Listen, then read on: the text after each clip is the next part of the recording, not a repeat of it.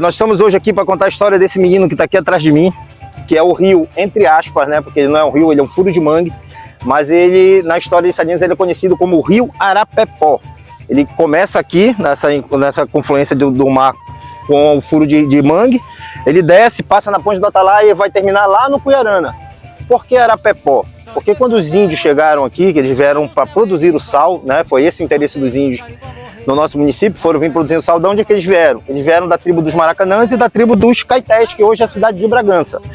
Eles desceram para cá. Quando eles chegaram, que possivelmente foi nessa região onde nós estamos agora aqui, que aqui é o Marco Zero de Salinas, foi aqui que a nossa cidade começou, e segundo o padre de Bois, os portugueses, quando chegaram no nosso município, eles construíram uma vila de casas ao lado da tribo dos índios, para aprender o que com eles? Para aprender tanto a extração do sal, como a condução dos navios até o porto de Belém, lá onde era o Parauaçu. Então os índios, eles eram especialistas em extrair o sal e em conduzir navios por dentro desses furos de mangue até chegar à cidade de Belém.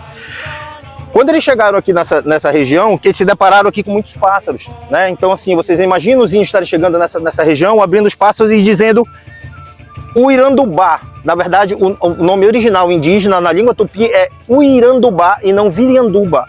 Virianduba foi uma transformação linguística, depois chegaram os portugueses e franceses que não conseguiam falar a língua dos índios e adequaram uma nova palavra.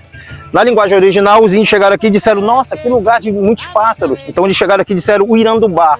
Foi nessa região que eles chegaram. Por quê? Porque eles tinham que atravessar. A produção do sal era lá no Atalaia, era do outro lado daqui. E chamaram isso aqui de Arapepó. Por que Arapepó?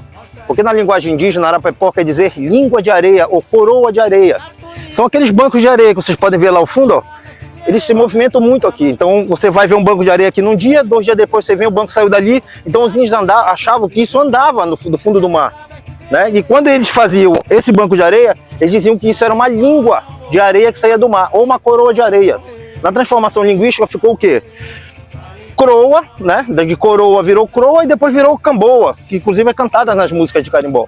Então essa é a história do nosso rio Arapepó, associada aos índios tupinambás, que são nossos primeiros habitantes aqui de Salinas. E para fazer uma confusão muito antiga aqui em Salinas, de chamar esse rio de Sampaio. Por que chama esse rio de Sampaio e não de Arapepó?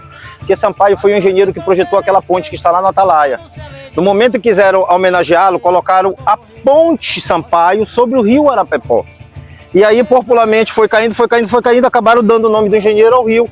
E essa matéria também é muito importante para que a gente possa, né, trazer de volta esses nomes indígenas, que é muito importante para a nossa cidade, para a sua história e para o seu turismo.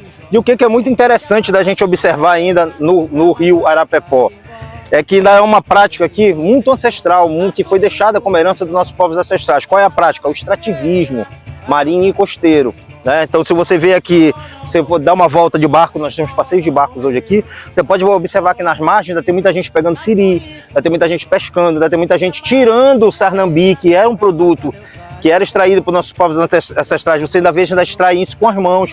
Então, assim, quando você vier visitar o rio Arapepó, preste atenção no que está acontecendo nele, porque isso retrata toda uma origem nossa, toda uma herança que nos foi dada pelos nossos povos ancestrais.